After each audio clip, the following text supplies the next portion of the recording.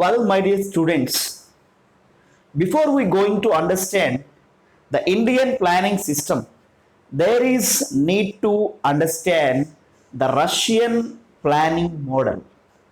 That's why Russia ప్రణాళిక వ్యవస్థ యొక్క పనితీరు ఏమిటి అనేది ముందుగా అర్థం చేసుకున్న తర్వాతనే భారత ప్రణాళిక వ్యవస్థ యొక్క స్వరూపం గురించి మనం అర్థం చేసుకోగలం. ముందుగా రష్యన్ ఎకానమీ మోడల్ ఏంటి, వారి యొక్క ప్రణాళిక విధానం ఏమిటి అనేది చూద్దాం. సో మై డియర్ స్టూడెంట్స్, మనందరికీ తెలుసు యుఎస్ఎస్ఆర్ అనేటువంటి వ్యవస్థ 1922లో ఏర్పడింది. లెనిన్ నాయకత్వంలో వ్లాదిమిర్ ఇలిచ్ ఉలియనోవ్ లెనిన్ అనేటువంటి నాయకుని యొక్క చొరవ మేరకు by the endeavour of Lenin USSR formed in 1922. అయితే లెనిన్ నేతృత్వంలో ఏర్పాటు చేయబడినటువంటి రష్యా ఆర్థిక వ్యవస్థని మార్క్సిస్ట్ లెనినిస్ట్ సోషలిస్టిక్ స్టేట్స్గా ఒక ఫెడరల్ ప్రాతిపదికన సమాఖ్య ప్రాతిపదికన ఏర్పాటు చేయబడిన వ్యవస్థగా మనం గుర్తుంచుకోవాలి. ఇది మొట్టమొదటి అంశం. సో ఇటువంటి వ్యవస్థలో ప్రణాళికా వ్యవస్థని ఎలా ఏర్పాటు చేశారు వీరు అని కనుక చూస్తే, వాస్తవానికి రష్యాలో ప్రణాళికలు 1917లోనే స్టార్ట్ అయినాయి. 1917లో ఎప్పుడైతే బోల్షివిక్ పార్టీ నాయకుడిగా లెనిన్ రష్యా విప్లవానికి కారణమయ్యాడో అదే సంవత్సరం నుంచి ఎలక్ట్రిసిటీ బోర్డులో వాళ్ళు ఆల్రెడీ ప్రణాళికలు ఇంట్రడ్యూస్ చేయడం జరిగింది. అయితే దాన్ని ఒక పైలట్ ప్రాజెక్ట్గా తీసుకొని ఆ తర్వాత కాలంలో ప్రణాళికని దేశవ్యాప్తంగా విస్తృతంగా అమలు చేశారు. అయితే 5 సంవత్సరాల కాలానికి ఏర్పాటు చేయబడిన ప్రణాళిక ఏదైతే ఉందో అది 1928లో ప్రారంభమైంది. స్టాలిన్ నాయకత్వంలో ఇది ప్రారంభమైంది. 1928లో రష్యా వారు మొట్టమొదటి పంచవర్ష ప్రణాళికను ప్రారంభించారన్నమాట. ఇది మనం గుర్తుంచుకోవాలి. ఆ ప్రణాళిక స్వరూపాన్ని నెహ్రూ గారు ఫాలో అయినటువంటి ఆధారాలు మనకు కనిపిస్తున్నాయి. కాబట్టి లెనిన్కి స్టాలిన్కి మధ్య రష్యాలో ఏర్పడినటువంటి పరిణామాలను కనుక మనం అధ్యయనం చేస్తే రష్యా ఆర్థిక వ్యవస్థ యొక్క స్వరూపాన్ని సామ్యవాద కమ్యూనిస్టిక్ ప్యాటర్న్ ఎకానమీ యొక్క స్వరూపాన్ని ఆ స్ట్రక్చర్ను మనం అర్థం చేసుకోవచ్చు. కాబట్టి అసలు ఇంతకీ లెనిన్ స్టాలిన్ల పరిపాలనా కాలంలో రష్యన్ ఎకానమీ ఎందుకు అలా ఏర్పాటు చేయబడింది అని చూస్తే, వీళ్ళు యుఎస్ఎస్ఆర్ని పటిష్టం చేయడం కోసం ఒక ప్రత్యేకమైనటువంటి ప్రణాళికా విధానాన్ని ఏర్పాటు చేసుకోవడం జరిగింది. వీరి ప్రణాళికా ఏజెన్సీనే గాస్ ప్లాన్, గాస్ ప్లాన్ అని పిలుస్తాం. So Russians planning agency called Gosplan. ఈ గాస్ ప్లాన్ ఏం చేస్తుందంటే ప్రణాళికలను రూపకల్పన చేసి అమలు చేస్తుంది అన్నమాట. భారతదేశంలో ప్రణాళికా సంఘం లేదా ప్రస్తుతం ఉన్నటువంటి నీతి ఆయోగ్ ఏదైతే చేస్తా ఉన్నదో రష్యాలో గాస్ ప్లాన్ అది చేసిందన్నమాట. ఇది గుర్తుంచుకోవాలి. సరే, ఇంతకీ what are the main characteristics of Russian planning system అది తెలియదు మనకి. గాస్ ప్లాన్ అనేటువంటి ఏజెన్సీ ఏ అంశాలకు ప్రాధాన్యత ఇచ్చి ఆర్థిక వ్యవస్థను నిర్మించింది అనేది ఇప్పుడు మనం తెలుసుకోబోతున్నాం. ముందుగా సో గాస్ ప్లాన్ అనేటువంటి ఈ ఏజెన్సీ ద్వారా ప్రధానంగా 3 అంశాల మీద రష్యన్ ఎకానమీ దృష్టి కేంద్రీకరించింది అన్నమాట.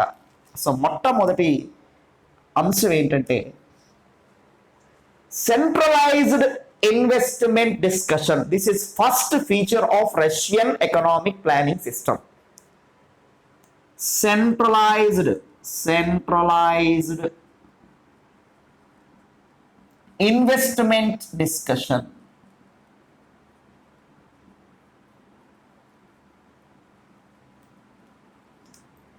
కేంద్రీకరించబడినటువంటి పెట్టుబడి విధానము అంటే ఇన్వెస్ట్మెంట్ ఎవరైతే చేస్తూ ఉన్నారో మనందరికీ తెలుసు.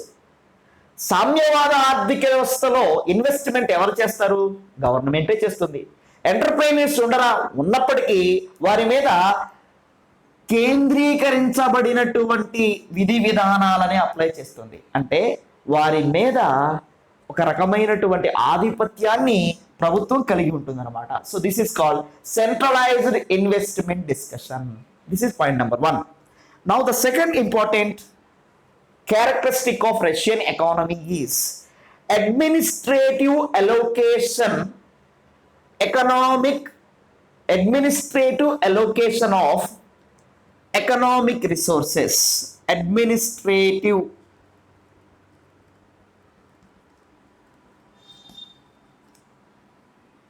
allocation of economic resources. This is another important feature. అంటే అలోకేషన్ అంటే కేటాయింపులు. ఆర్థిక వనరులని కేటాయించేది ఎవరు? గవర్నమెంట్ అడ్మినిస్ట్రేషన్ అన్నమాట. This is another important feature. ఇన్వెస్ట్మెంట్కి ఎవరి ఆధిపత్యంలో ఉంటుంది? గవర్నమెంట్ ఆధిపత్యంలోనే ఉంటుంది. ఎస్, అలోకేషన్స్ అన్ని ఎవరి ఆధిపత్యంలో ఉంటాయి? గవర్నమెంట్ ఆధిపత్యంలోనే ఉంటుంది. And finally and most important feature, the major characteristic of Russian economic planning is material balancing. ఇది చాలా చాలా చాలా ఇంపార్టెంట్ పాయింట్.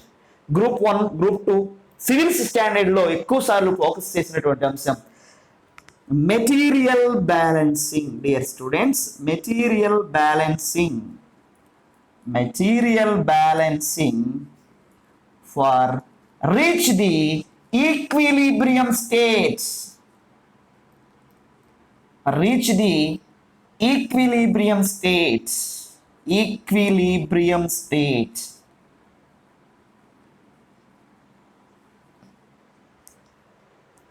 అంటే ఈక్విలిబ్రియం అంటే సంతులిత స్థితి. ఆర్థిక వ్యవస్థలో సమతౌల్య స్థితి రావాలి అంటే ఉన్నటువంటి రిసోర్స్ని బ్యాలెన్స్ చేయాలి. అంటే ఎలా? ఎన్ని వస్తువులైతే తయారు చేస్తున్నావో అన్ని వస్తువులకి డిమాండ్ని ఏర్పరచాలి. Where supply equals to demand, that is called equilibrium stage. So material balancing అనేది అత్యంత ప్రధానమైనటువంటి లక్షణంగా గుర్తించాలన్నమాట. అంటే ఆర్థిక వ్యవస్థలో ఎంత డిమాండ్ అయితే ఉందో ఆ డిమాండ్కి అనుగుణంగా అన్ని వస్తువులు తయారు చేయగలడం. అంటే డిమాండ్ ఎక్కువగా ఉండి సప్లై తక్కువగా ఉంటే ధరలు ఏమవుతాయి? పెరిగే అవకాశం ఉంది. సో ఆ ధరలలో ఫ్లక్చువేషన్స్ లేకుండా ధరలలో స్థిరత్వాన్ని తీసుకురావడం కోసం రిసోర్స్ మేనేజ్మెంట్ చేసి మెటీరియల్ బ్యాలెన్సింగ్ చేసి ఈక్విలిబ్రియం స్టేజ్కి తీసుకెళ్లేటువంటి ముఖ్యమైన అంశంగా రష్యన్ ఎకానమీని మనం అర్థం చేసుకోవాలి. కాబట్టి ఇన్ దిస్ 3 ఫ్యాక్టర్స్, ఈ 3 ఫ్యాక్టర్స్లో what are the major characteristic of Russian economy అంటే మెటీరియల్ బ్యాలెన్సింగే మేజర్ ఎకనామిక్ ఇష్యూ అవుతుందన్నమాట. ఎస్, ఈ 3 అంశాలని దృష్టిలో పెట్టుకొని రష్యన్ ఎకనామిక్ పాలసీస్ అనేవి రూపొందించబడ్డాయి గాస్ ప్లాన్ అనేటువంటి ఏజెన్సీ ద్వారా. ఇది గుర్తుంచుకోండి. అంటే 1 centralized investment discussion, 2 administrative allocation of economic resources, 3 material balancing for reach the equilibrium stage. ఈ 3 ముఖ్యమైనవి. వీటిలో అతి ముఖ్యమైనది ఏంటయ్యా అంటే మెటీరియల్ బ్యాలెన్సింగే. ఈ మెటీరియల్ బ్యాలెన్సింగ్ని ఇండియన్ ఎకానమీ అడాప్ట్ చేసుకున్నది, గుర్తుపెట్టుకోవాలి. సరే, ఇక మరొక ప్రధాన అంశాన్ని చూస్తే రష్యన్ ఎకానమీని అధ్యయనం చేసేటప్పుడు ఒక మాటలో చెప్పాలంటే రష్యన్ ఎకానమీ అనేది ఒక ఫెడరల్ ఎకానమీ. 15 రాజ్యాల కలయిక ఫలితముగా ఏర్పాటు చేయబడినటువంటి అతి పెద్ద వ్యవస్థగా రష్యన్ ఎకానమీని, యుఎస్ఎస్ఆర్ ఎకానమీని లెనిన్ అనేటువంటి మహానుభావుడు రూపొందించాడు 1922లో. 1924లో లెనిన్ మరణించటం జరిగింది. Uncurable disease of the blood vessels అనేటువంటి ఒక డిసీజ్ ద్వారా ఆయన మరణించడం జరిగింది అట్ ద ఏజ్ ఆఫ్ 53.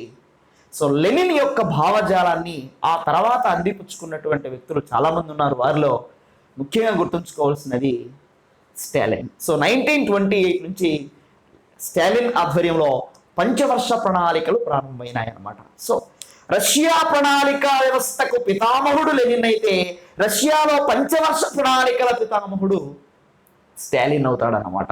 ఇది గుర్తుంచుకోండి. ఇక ఈ 3 అంశాలకు ప్రాధాన్యత ఇస్తూ తయారు చేయబడి యుఎస్ఎస్ఆర్ ఎకానమీ ఎలా పరిణామం చెందిందంటే ఈస్టర్న్ బ్లాక్గా పరిణామం చెందింది. అంటే ప్రపంచం అనేటువంటి మొత్తం గ్లోబ్ కూడా 2 బ్లాక్స్గా వర్గీకరణ చేయబడ్డాయి సిద్ధాంతపరమైనటువంటి ప్రాతిపదిక మీద.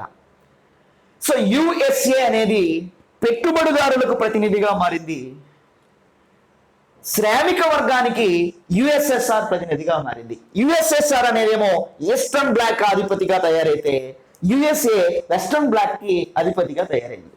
సో ఈ నేపథ్యంలో ఈ ఈస్టర్న్ బ్లాక్ ని విచ్ఛిన్నం చేసేటువంటి అనేక కుట్రలు, there are so many conspiracies done by the USA economies వాస్తవంగా చెప్పాలంటే. సో ఇక్కడ నేనేమన్నానంటే ఈ ఈస్టర్న్ బ్లాక్ ని విచ్ఛిన్నం చేసే క్రమంలో యుఎస్ఏ ఒక రకంగా విజయం సాధించింది అని చెప్పొచ్చు. సో దానికి ఎక్కడ మూలాలు పడ్డాయంటే మిఖాయిల్ గోర్బచేవ్ అనేటువంటి నాయకుడు దగ్గర నుంచి వాటికి సంబంధించిన బీజాలు పడ్డాయి. అంటే వాస్తవానికి రష్యా ఎకానమీలో అనేక పరిణామాల ఫలితంగా మిఖాయిల్ గోర్బచేవ్ 1980లో తీసుకొచ్చినటువంటి ఒక ప్రత్యేకమైన సంస్కరణల ఫలితంగా వాటిని మనం పెరిస్ట్రోయికా అని పిలుస్తున్నాం. పెరిస్ట్రోయికా చాలా మోస్ట్ ఇంపార్టెంట్ పదం. పెరిస్ట్రోయికా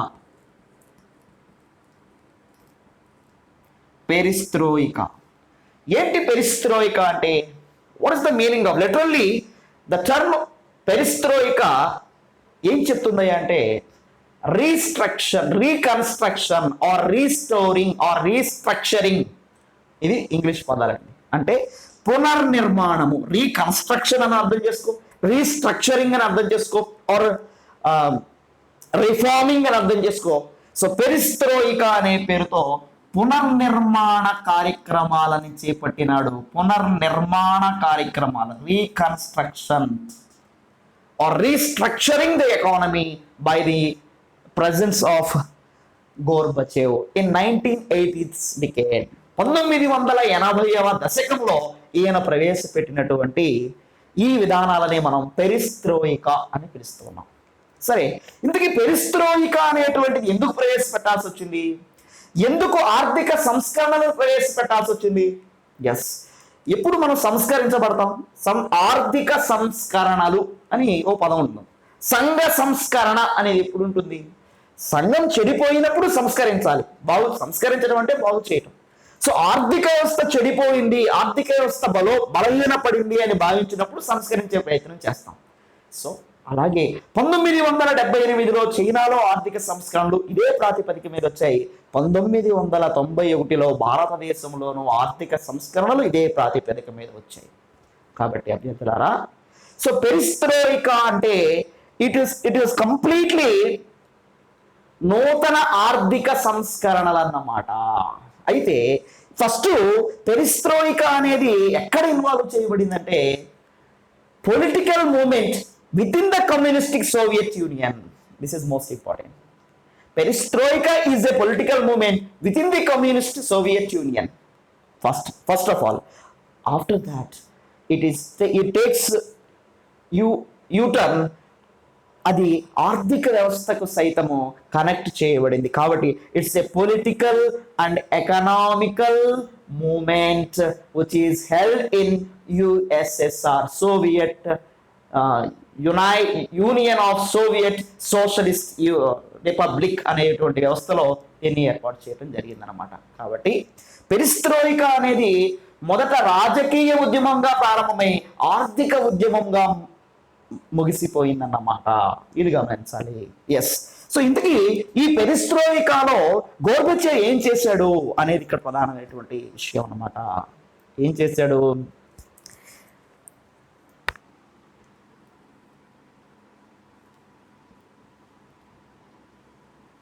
గ్లాస్నోస్ట్ అనే కొత్త విధానాన్ని తీసుకొచ్చాడు. గ్లాస్నోస్ట్ ఏంటి? గ్లాస్నోస్ట్ అంటే మెయిన్ గమనించాల్సిన అంశం ఏంటంటే openness. This is another important point. Openness అంటే ఏంటి? రష్యన్ ఎకానమీ క్లోజ్డ్ ఎకానమీగా ఉన్నది 1980వ డికేడ్ వరకు కూడా. అంటే సెల్ఫ్ సస్టైనబిలిటీ, సెల్ఫ్ రిలయన్స్ కాదు, సెల్ఫ్ సస్టైనబిలిటీ కోసం ప్రయత్నించాము, కానీ ఓపెన్నెస్ అనేది లేదు. క్లోజ్ చేయబడి ఉన్నది ఆర్థిక వ్యవస్థ. అంటే మనం తయారు చేసిన వస్తువులు మనమే ఉపయోగించుకున్న this is called closed economy, నియమిత ఆర్థిక వ్యవస్థ అంటాం. అంటే ఇతర దేశాలతో ఎగుమతులు కానీ దిగుమతులు ఉండేవి కాదు.